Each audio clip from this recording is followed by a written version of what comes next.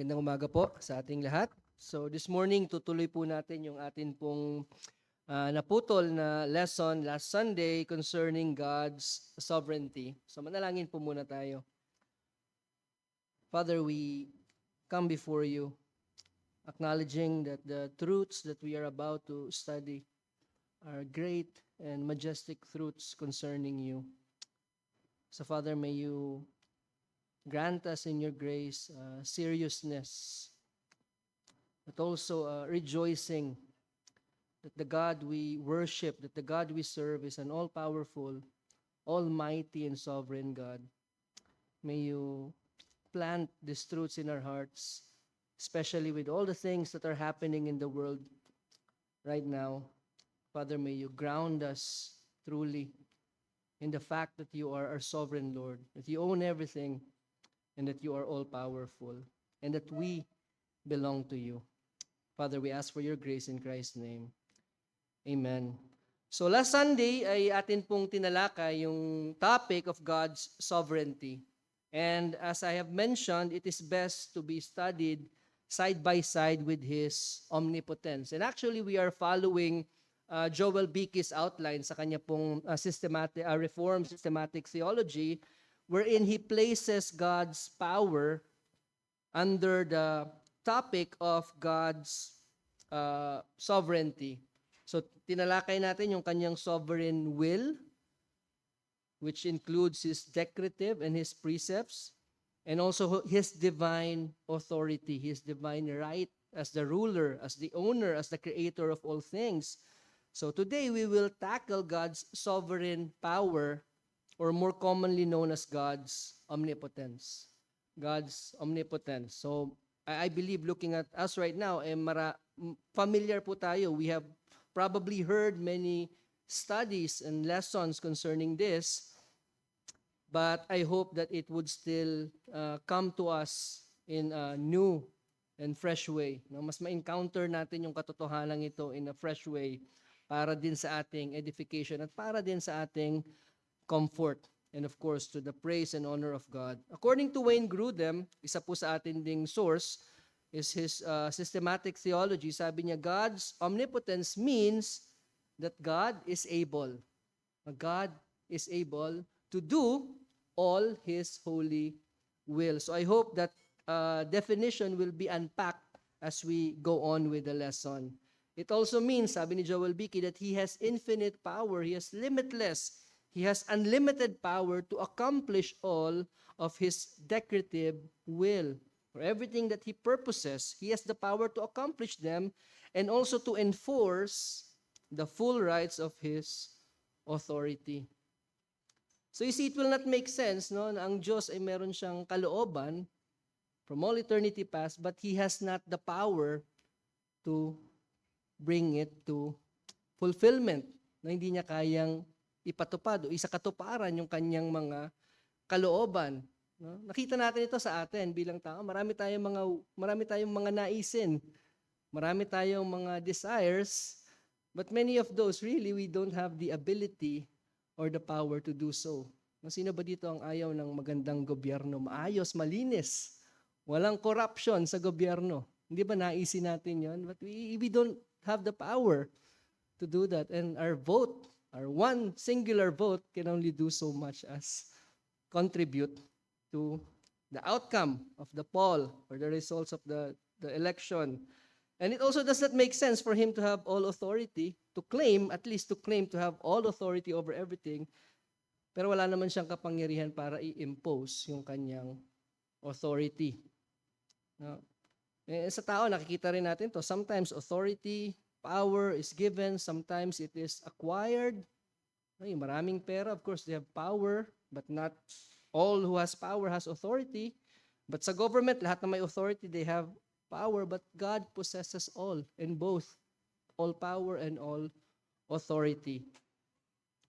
Now, does this mean na hindi pwedeng magrebelde laban sa authority at sa kapangyarihan ng Diyos? Of course, we have seen in Scripture that men and angels have rebelled against God. They have rebelled against His will. Now, is this something, or was that something that caught God off guard? Oh, He created angels. He created men. Angels fell. Man fell. Nagulat ba ang Diyos? Ano nangyari? Ba't nagkaganon yung aking ginawa? This is not what it's supposed to be. So, gumawa siya ng plan B. Okay, sige, ililigtas ko na lang. Since nahulog sila, no. If we are following our lesson in His sovereign decree, di ba, yun yung ultimate cause of why things happen, because of His will. Why this and that happen, the ultimate answer is because it is God's will that it will come to pass. So He has ordained in His decree that men and angels will fall into sin. It is part of His sovereign decree, but He is not the cause of sin. And as we know, even today, men continue to rebel against God. Even the lost sheep, yung mga elect na hindi pa naliligtas, hindi pa tinatawag ng Panginoon, they are still in their rebellion against God. And even Satan and his angels, nagpapatuloy sila sa kanilang paggawa ng masama because they are no longer able to do any good.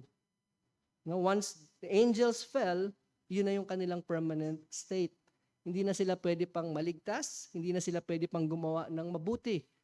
Ngunit yung mga angels who kept their first or original estate, they are no longer able to sin.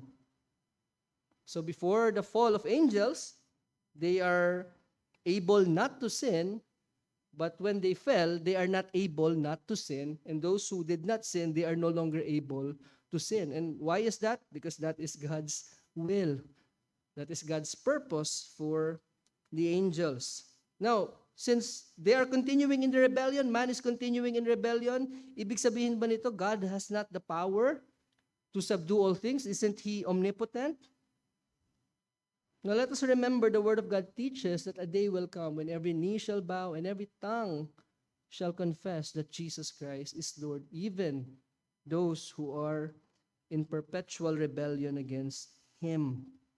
And as for Satan and his angels, pagka nagampanan na nila yung kanilang papel, yung kanilang role in God's redemptive plan, they will be cast into the lake of fire, and that is God exercising His power and His authority. So saan po natin makikita ang kapangyarihan ng Diyos? If God is powerful, show me. We can see it in creation, of course. Sa sang nilikha. He created the world ex nihilo, out of nothing. We also gain some of that creative power na meron ng Diyos, but we can only create out of something. Man is creative, kaya nga maraming mga creative, lalo na sa atin, sa church natin, maraming mga artists, they can create beautiful works of art.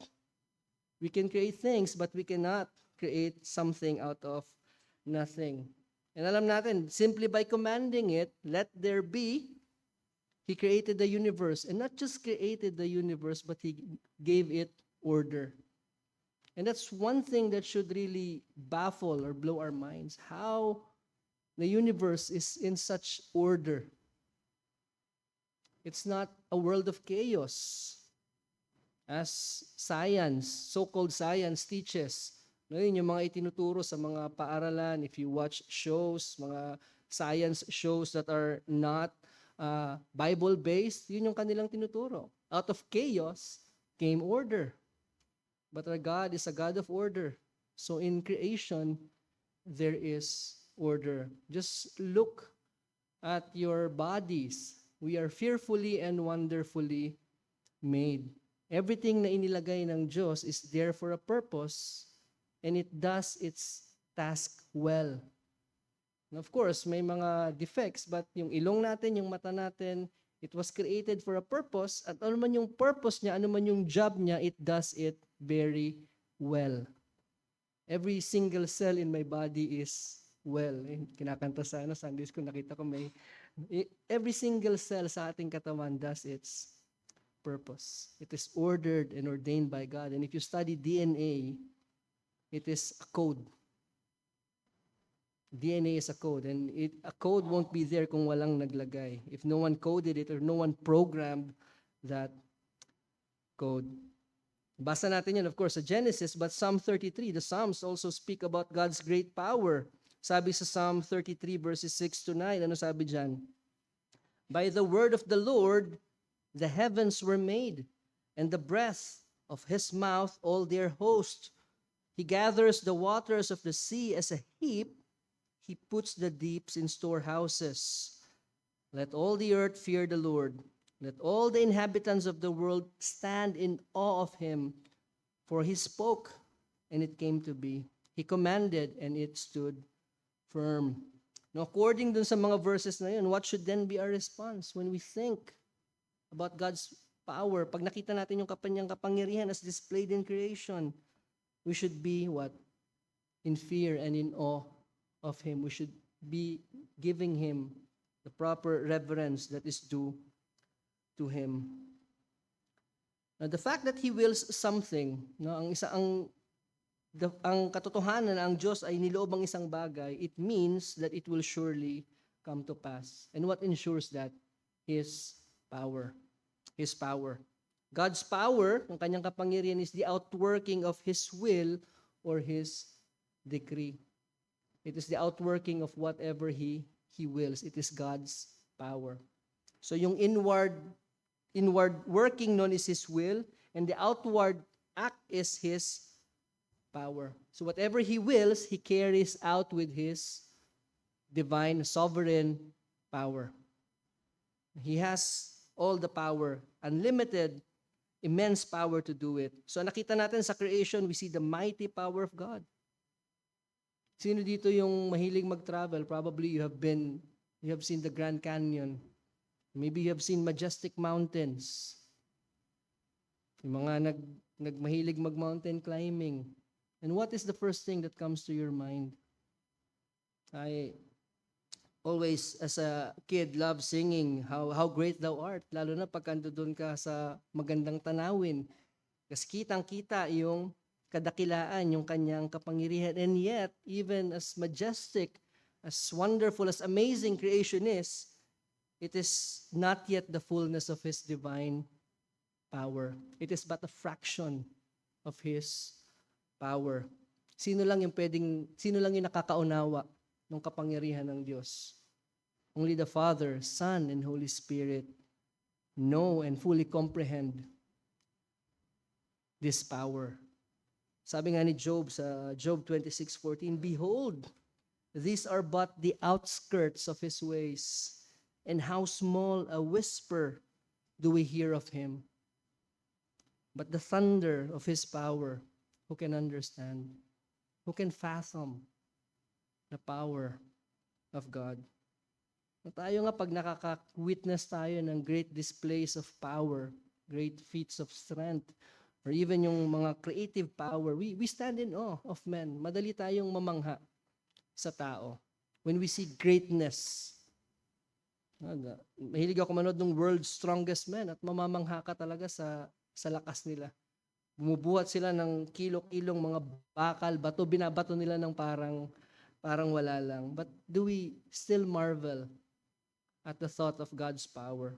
Namamangha pa ba tayo sa Diyos? O marami ng mga bagay, marami ng mga ningning sa sanlibutan ang nagpalabo ng ating paningin. We can no longer see, we no longer marvel at God's power. Mas nakikita na lang natin yung what is before us. Oh, bagong invention, bagong technology. Wow, so great. Ang galing ng tao, ang talino. But the God who made the heavens and the earth is, relegated just as something na alam lang natin, nandiyan lang. And we also see His power in His miraculous works. Of course, alam natin, si Isaac was born, was conceived, even in Sarah's and Abraham's old age. And that's a miracle. That's something that is not possible with man. It cannot be explained. And how much more yung virginal conception ng Panginoong Jesus when a virgin conceived. Mary knew no man, and yet she conceived. And it was by the power of the Holy Spirit. Sabi sa Genesis 18:14, is anything too hard for the Lord? At the appointed time, I will return. Sabi ng angel of the Lord, it's a theophany. I will return to you about this time next year, and Sarah shall have a son. And after Angel Gabriel announced yung pagdadalang tao ni Mary, ano yung kanyang declaration? For nothing will be impossible with God. So we see it in creation, we see it in God's miraculous works, we see it in the Lord Jesus Christ. We see God's omnipotence in the Lord Jesus Christ. He is actually the embodiment of divine power. He is the arm of the Lord, and yet veiled or hidden in human weakness to save God's people. Alam niyo yung ating kaligtasan, it will take no less than an omnipotent God to secure our salvation. It will take no less than an omnipotent Savior to save us. Anything less will not be able to save us. Anything less will not be able to save us. Sabi sa Isaiah 52:10, the Lord has bared His holy arm before the eyes of all the nations, and all the ends of the earth shall see the salvation of the God. And who is this arm of the Lord? It is the Lord Jesus Christ. All the nations shall see His holy arm bared. It's Isaiah 53:1-2, who has believed what he has heard from us, and to whom has the arm of the Lord been revealed? His arm speaks about His power. To whom has the arm of the Lord been revealed? For He grew up before Him like a young plant, and like a root out of dry ground. He had no form or majesty that we should look at Him, and no beauty that we should desire Him. So you see the paradox. The omnipotent God veiled in human weakness. And that is our Lord Jesus Christ. Jesus Christ is the divine Son of God. Siya ang lumikha ng sanlibutan. He made the universe, the worlds. And He is the one who throughout all history, ano yung kanyang ginagawa? He is upholding all things by the word of His power. That is the Lord Jesus Christ. Hebrews 1:2-3, but in these last days, He has spoken to us by His Son, whom He has appointed the heir of all things, through whom also He created the world. He is the radiance of the glory of God and the exact imprint of His nature, and He upholds the universe by the word of His power. So we should take comfort that our Savior is the omnipotent God. He is the omnipotent Son, the omnipotent Son of God. Christ the Almighty, pumarito siya sa atin in the flesh, and His life on earth is a veiled expression of His omnipotence. Of course, nakita rin natin yung kanyang omniscience. It is veiled, but His omnipotence was also veiled in human flesh. From His conception, it was a miracle. To His ministry, the Bible speaks that Jesus Christ was anointed by God with power and the Holy Spirit. So during His ministry, He did many mighty works. He healed the sick, di ba? Binuhay niya yung mga patay, even up to His death and His resurrection. And yet here's the mystery. In God's sovereign will, saan natin makikita yung greatest revelation ng kapangyarihan ng Diyos kay Kristo? Sa Kanyang kamatayan, in His death on the cross. For it is by His death that He conquered Satan, and He defeated death and the grave. The death of death in the death of Christ, as John Owen would put it. He defeated Satan, He conquered death and the grave.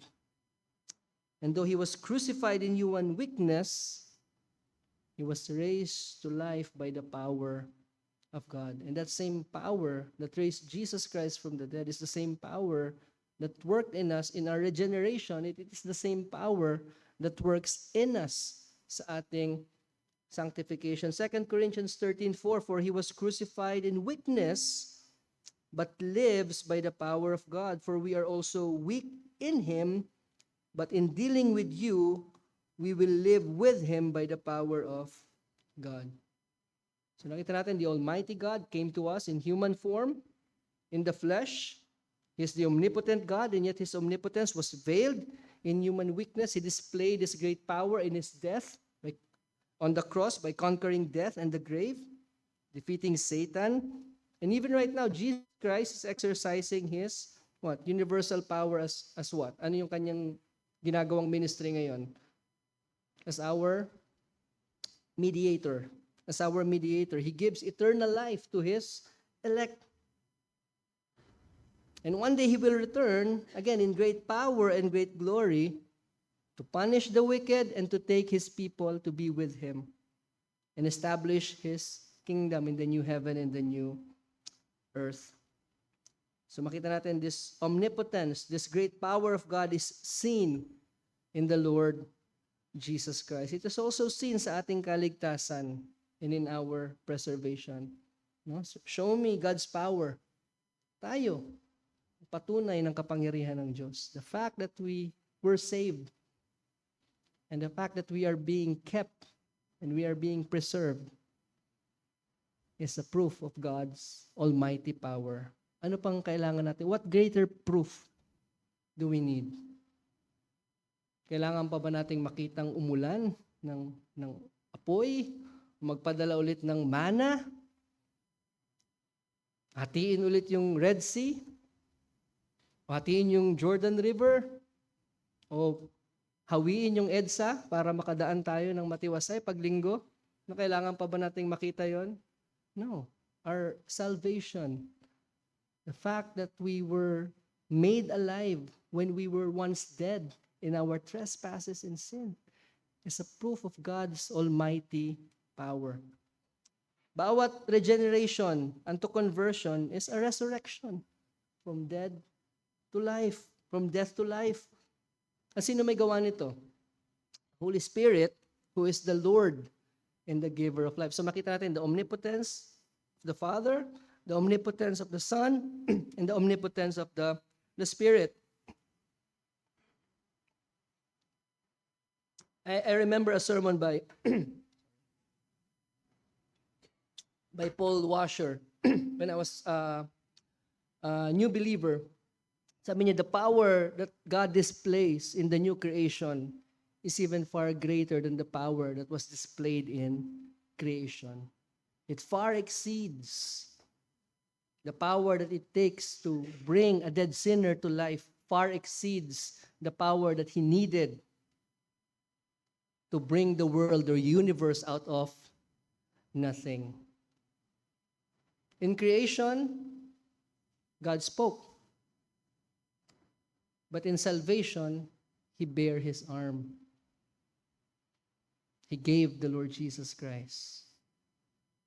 It took the Lord Jesus Christ to procure, to secure our salvation. And again, that is a display of His power.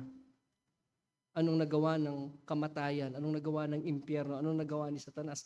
Nothing. They can't do nothing.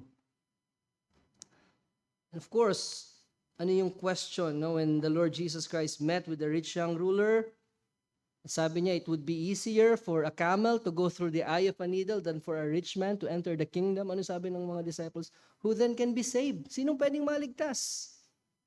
Oh, with men, it is impossible, but with God, all things are possible. God made our impossible salvation possible because He is the all-powerful and almighty God. So mamaya makikita natin how that was made possible. So you see, even if He's a merciful God, even if He is an all-loving God, it would amount to nothing if He is not all-powerful, as we will see later. And of course, hindi lamang yung ating kaligtasan, pati yung pagpapanatili sa atin. Sa biyaya ng Diyos, we are kept by the power of God. 1 Peter chapter 1, verse 5, for we are kept by the power of God, ready to be revealed. We are kept by the power of God unto salvation, ready to be revealed in the last day. We are being preserved until that day when the Lord Jesus Christ returns. And we are kept by the power of God. Kaya nga sabi ni Paul, who can pluck us out from the hands of God? Sinong pwedeng mag-alis sa atin sa pag-ibig ng Diyos? Sinong pwedeng mag-alis sa atin sa hawak sa kamay ng Diyos? We are kept even though we go through fiery trials, God preserves us, He keeps us. And inwardly, we are being strengthened. We are strengthened to know more of Christ's love. Ephesians chapter 3. We are empowered to save even in our great weakness. So that sabi nga ni Irenaeus, a church father, the proud and ungrateful man might learn that he himself is an infirm being and mortal by nature, but that God is immortal and powerful. He empowers us, He enables us to do what He commands us so that our confidence might not rest in ourselves, but in Him who is all powerful. And ano pa yung isang implication ng omnipotence ng Panginoon? It implies that His purposes or His decrees cannot be thwarted. Hindi pwedeng mabali, hindi pwedeng mapigilan yung kalooban ng Diyos. Job 42:2. Sabi ni Job, I know that you can do all things and that no purpose of yours can be thwarted. Can God's power be exhausted? Can God's power diminish? Pwede bang mabawasan? Pwede bang maubos? Kagaya natin na yung lakas natin nababawasan habang tayo'y tumatanda, magpipik tayo and then magde-decline hanggang sa talagang wala na. Nakahimlay na tayo. Isaiah 40:28, sabi doon, have you not known, have you not heard? The Lord is the everlasting God, the creator of the ends of the earth. He does not faint or grow weary. His understanding is unsearchable. So that's a clear teaching of Scripture. God's power is infinite. It is limitless. Who can fathom it? And in fact, God is even able to do things which He chose not to do. God can do things which He chose not to do. Ano sabi ni John the Baptist, Matthew 3:9? God is able from these stones to raise up children for Abraham. Can God do that? Of course, but did He do it? No. Sabi niya sa Psalm 115:3, our God is in the heavens. He does all that He pleases. But He can do things that He did not please to do. Like, sabi niya sa Exodus 32:10, kaya niyang sirain, gunawin yung Israel at magtayo na lang ng panibagong nation from Moses. Kaya niyang lipulin yung buong Israel. And then out of Moses, make a great nation. He could have done that if He had purposed it. But He did not. So what do those verses show us? Bluff lang ba yun? No, it shows us that God is beyond what we can think or imagine, yung kanyang power. He can do all things. And He even is able to do things that He did not will to do. So here's a question, can God do everything? Can God do everything? Does God's omnipotence mean na kayang gawin ng Diyos lahat or pwedeng gawin ng Diyos lahat? That is both true but inaccurate. It is lacking because God cannot lie. Can God be tempted with sin and tempt us to sin? Can God do that? Pwede ba tayong tuksohin ng Diyos? Can God lie? Ano yung sabi? Hebrews 6:18 is the answer. Or can God be tempted and can He tempt us to sin? No. Sabi ng James chapter 1 verse 13. And can God deny Himself? Can God act or do something that is not true of Himself? Can He contradict Himself? 2 Timothy 2:13. So ano po yung malinaw na tinuturo ng Scripture? It is not very accurate to say that God's omnipotence means He can do everything. Kaya nga malinaw yung ating definition kanina that He is able to do everything according to His holy will, according to His moral perfection. It is in no way limiting God, but it is actually the ultimate display of true power, true omnipotence. Now, James Ussher, he is an Irish theologian from the 17th century. Hindi po siya Puritan, but he is Puritan in his conviction, in his theology, but he is a conformist. Kasi most of the Puritans, they were going against the Church of England. Pero po si James Ussher, he is conforming. Nandun pa rin siya, nagpapasakop siya dun sa Church of Ireland. And yet he offers a great summary of divine omnipotence. First, sabi niya, He is able to perform whatsoever He will or is not contrary to His nature. Yun yung ating pong binanggit kanina. Second, He can do all things without labor and most easily. Third, He can do them either with means or without means, or contrary to means, as it pleases Him. Kita po natin, He can use means, He can work His power without means, or contrary to means, contrary to logic sometimes. Fourth, there is no power which can resist Him. Fifth, all power is so in God only that no creature is able to do anything but as he does continually receive power from God to do it. So yung ating lakas, yung ating ability is all from God. Kaya wala tayo talagang pwedeng ipagmalaki. Our ability to do things, to perform things, even to do the things which He commands us to do, lahat ng yan galing sa Kanya. Lahat ng kapangyarihan, lahat ng lakas ay galing sa Diyos. Now let's look at God's omnipotence in relation to His other attributes.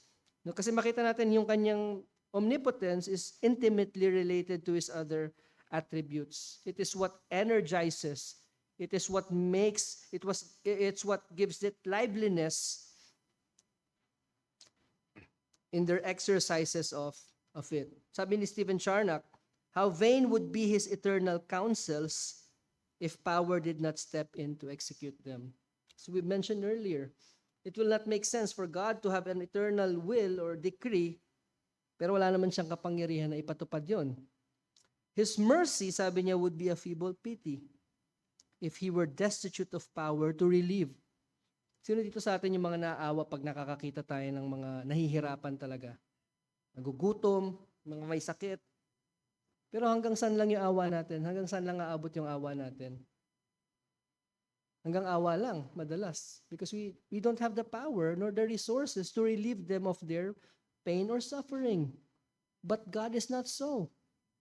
Whom He pities, whom He shows mercy, He can relieve them not only from their pain or their suffering, but He can bring them blessings.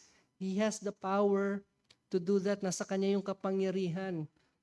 And sabi niya, if His justice, kung wala siyang power, His justice would be a slighted scarecrow without power to punish.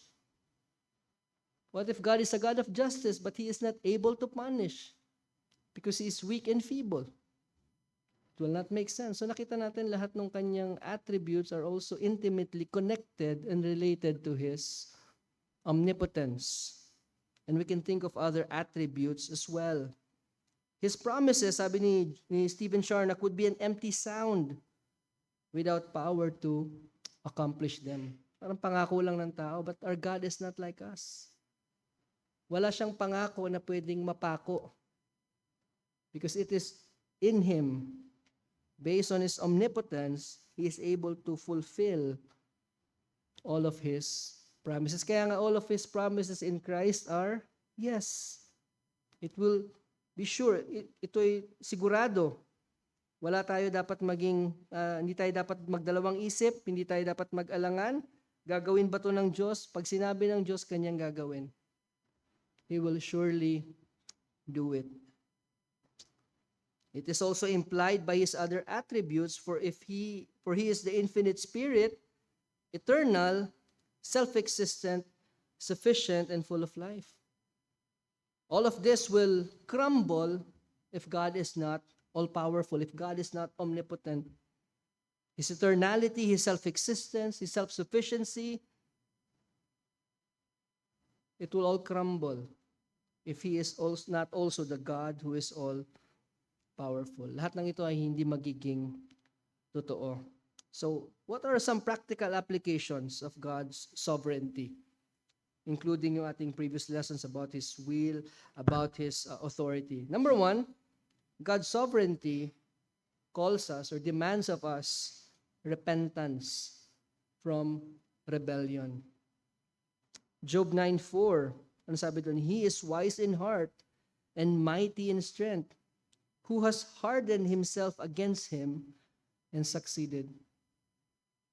Who has hardened himself against Him, against God, and succeeded.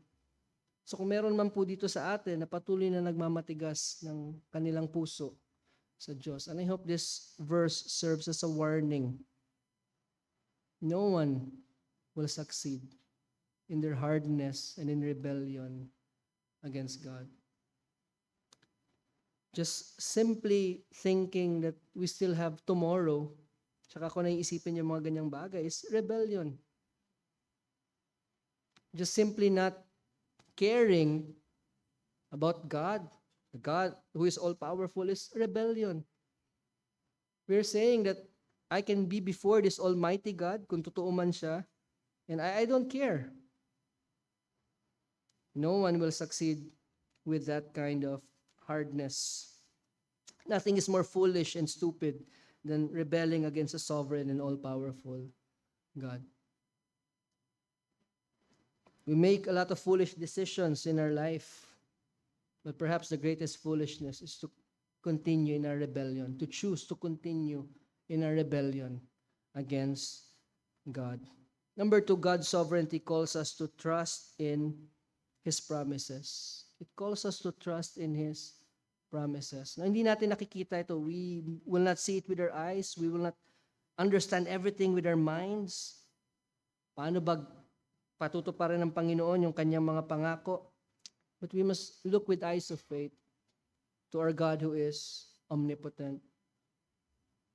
Is He able to help us become victorious over that sin that has crippled us, that has maimed us, that has rendered us useless in the ministry? Is He powerful enough to help us become victorious over that sin that seems to overtake us and overcome us continually? Is He able? Did He promise? Did He not promise that He will not only change us, but He will change us, conform us to the image of the Lord Jesus? Kasi di ba pinangako ng Panginoon yun? And so why are we acting as if God is not able to do it? We must continually look to Him with eyes of faith. Gagawin niya yun.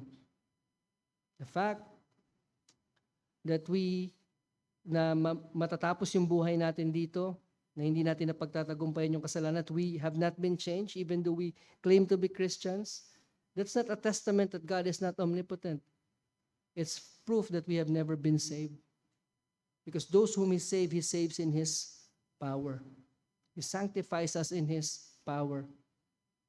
So the fact that we have been professing to be Christians for so long, and yet no change is sin, walang kinakakita ang pagbabago sa atin, it doesn't mean that God is not powerful to save or change us. It means that we have never been saved.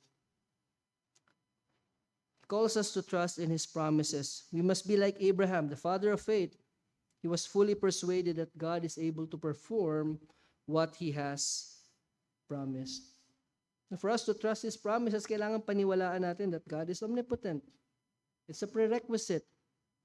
We cannot trust someone na alam natin or alanganin tayo kung kaya ba niyang tuparin yung kanyang pangako. We must believe that He will preserve us and keep us from danger and harm. Can He do that? Can He keep us safe? Kung may gera, kaya niya ba tayong panatiling ligtas? Kung mag-drop man yung mga bomba dito sa atin, sa Manila, can He keep us safe? Yes, of course He can. Should we believe that? Yes, we should believe that He is able to keep us safe and secure from harm and danger. But we must also trust His sovereign will. We must have that confidence, that boldness of Daniel's 3 friends. I know that our God is able to deliver us from your hands, O King. They were so confident. Wala silang alinlangan. Walang pag-aalangan sa kanilang isip. Walang pagdududa. Kaya silang iligtas ng Diyos. Is anything too hard for God? Maliit na bagay lang sa Diyos yan. Apoy man yan, o tubig man yan. Kaya ng Diyos namin yan. But,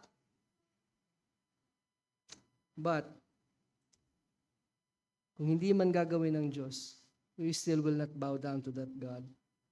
That should be our attitude. Our God is able to keep us, to save us, to keep us from harm, But, kung yun man ang kalooban niya na tayo ay mapapahamak dun sa bagay na yun, then, not my will, but His will be done.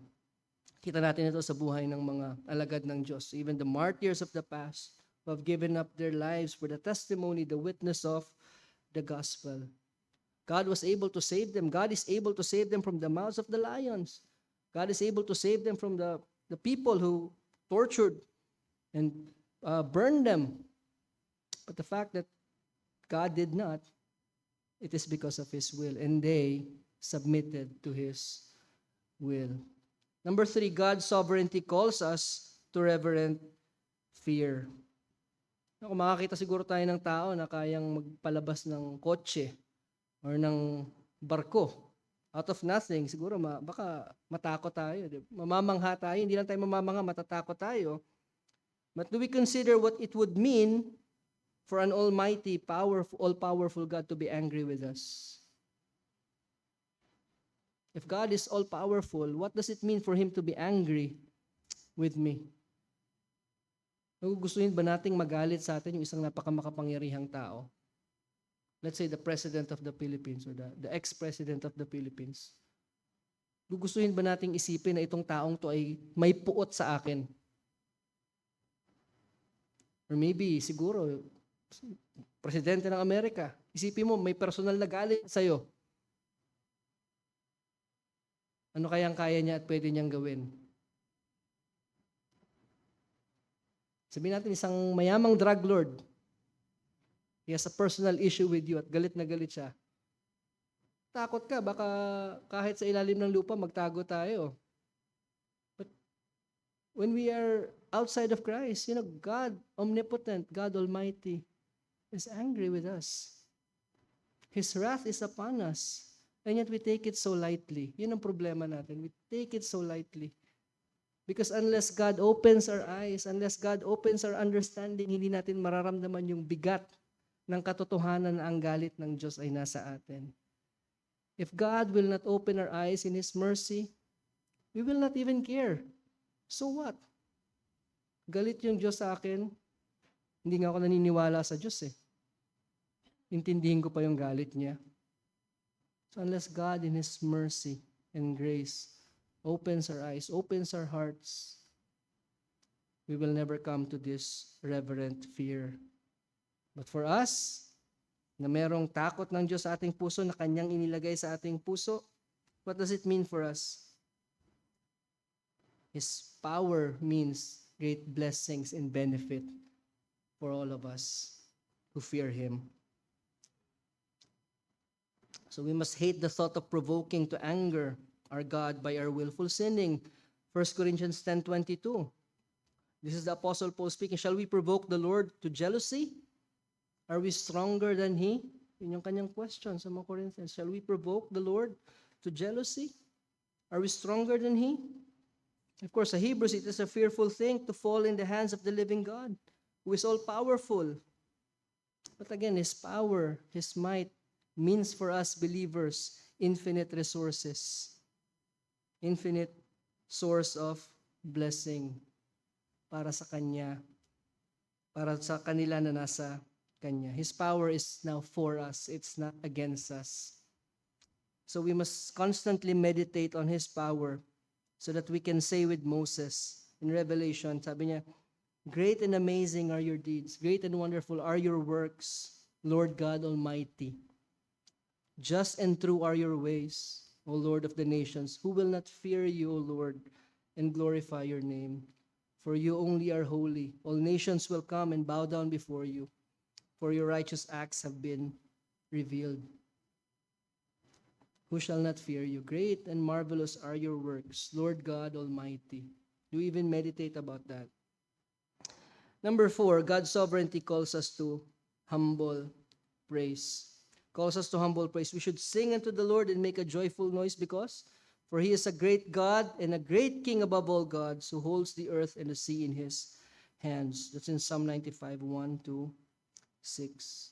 All creation displays God's power in order to what? Awaken our adoration. Kaya wag nating sayangin yung ating mga travel. No, kung meron man tayong opportunity to travel places, maybe city man yan or nature man, let's take time to pause and be in awe of God's great power.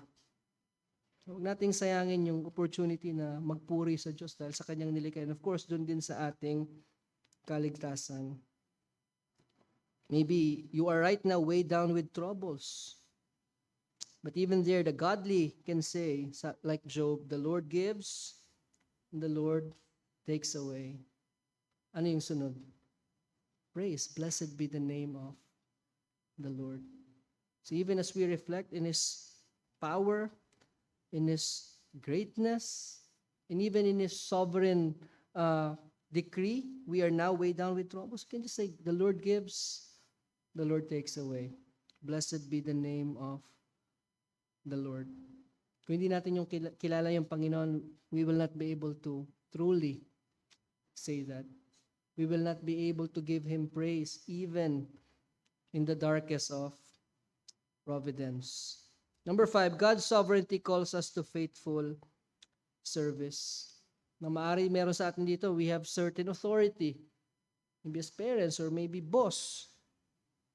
May-ari tayo ng isang kumpanya or maybe mataas yung ating posisyon. Remember that those authority, that influence, that authority is delegated by the Lord. We are all stewards. Lahat tayo ay katiwala. We are entrusted with the Master's possessions. Charge, ano kailangan? To do His will for His glory and our good. So even if we are masters on earth, remember that we too have a master in heaven. Only God has the ultimate authority. He is the ultimate master.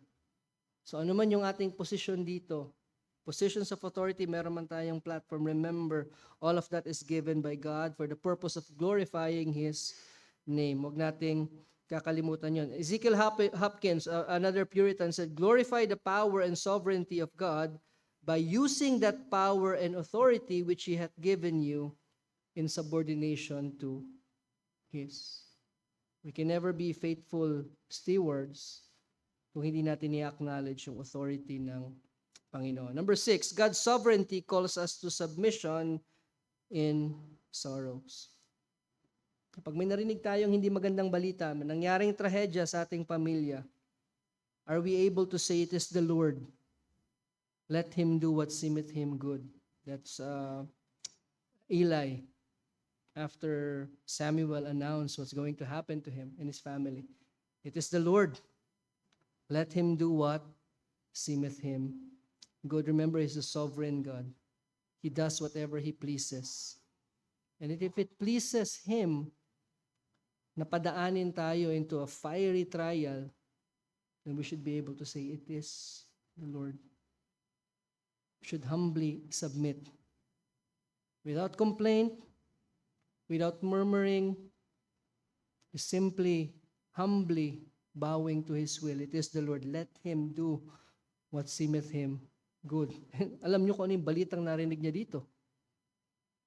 It's not good news for him and his family. God has both the right and the power to do with us as He sees best. Dalhin niya man tayo sa good health, sa kasakitan, sa prosperity, or even in poverty, it is the Lord. It is the sovereign Lord. So when we talk about God's omnipotence, masakit ito dun sa isang, sa wala sa Diyos when he is in suffering, when he is in rebellion against God. But for us, when we hear about God's omnipotence, God is all-powerful, He is sovereign. Even when we are in a position, just a little close to Job's, mawawala yung lahat ng ating mga complaint. Job was complaining already. He was already murmuring until God humbled him. God showed him the foolishness of his thoughts, of his heart. And so we must think about this. We must think about God's omnipotence, about God's sovereignty, so that we can just put our hands in our mouth and be quiet and submit kung ano man yung pinapadaan sa atin ng Panginoon, kung ano man yung ating dinadana sa ating buhay, whatever our lot is. in this life. He ordains both good and evil in His righteousness. And so we must always find new hope in God's mercies and faithfulness, which are new every morning. Alam natin nangyari ito dahil sa kalooban ng Diyos. And yet we can still find hope in His mercy and His faithfulness, which is able to carry through because of His power. They are new every morning, kagaya ng ating kinakanta, and that's from Lamentations chapter 3. Number 7, God's sovereignty calls us to have hope for the salvation of others. God's sovereignty, because God is able, because God is all-powerful, meron tayong pag-asa. Na yung mga taong pinapanalangin natin, ano man yung katigasan ng kanilang puso ay pwedeng maligtas. With men, it is impossible. But for God, it is possible. Tignan natin yung ating mga mahal sa buhay. Ano man yung tingin natin, ang layo nila sa Panginoon. Parang napaka-imposibleng maligtas nitong batang to, itong anak na to, itong asawa kong to. God is powerful. He is willing and He is able to save. God is able to save. Panghawakan natin yun. God is able to save this person. Ano man yung kanyang katigasan. God was able to save Paul. God is able to save us. Kung alam lang natin yung talagang puso ng bawat isa. Kung alam lang natin, if everyone knows me the way I know myself, how could God save me? If I know you the way you know yourself, I might say the same thing. How can God save this person? If we know each and every one of us, yung mga thoughts natin, lahat, all of them, sasabi lang natin, imposibleng maligtas tong taong to. Pero hindi. Iniligtas tayo ng Panginoon sa Kanyang biyaya at sa Kanyang kapangyarihan. No one is outside the reach of God's salvation because He is all-powerful. And lastly, God's sovereignty calls us to boldness in prayer. If we read Ephesians chapter 3, mamamangha tayo dun sa kung anong pinapanalangin ni Pablo patungkol dun sa spiritual growth. He wants the Ephesians to know more of the breadth, the height, the depth, the love of the Lord Jesus Christ. Very high desires for the spiritual growth of the church. And this should be the desire of every pastor. Every preacher, ito yung desire natin, yung paglago ng iglesia sa ganitong pamamaraan.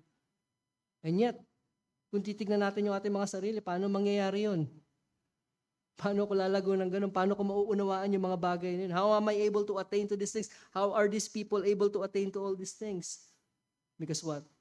Paul believes that God is able to do exceedingly, abundantly, above all that we ask or think. Yun yung context ng Ephesians chapter 3, verse 20. Paul desires great spiritual growth for the Ephesians. And what is his confidence and what is his comfort? That God is able to do exceedingly, abundantly, beyond what we can ever ask or think. Nalangin po tayo. Father, we thank you for these great truths that you have reminded us. Father, may you grant us constant fear of you. Help us to plant these truths in our hearts and in our minds. Huwag niyo pong hayaan, Panginoon, that we would just go out of this place.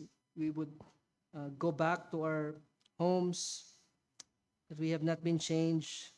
We have not been reminded kung sino kayo, Panginoon, at kung sino kami sa inyong harapan. Salamat sa inyong dakilang kapangyarihan na nagligtas sa amin. Salamat sa inyong kapangyarihan na nagpapanatili sa amin.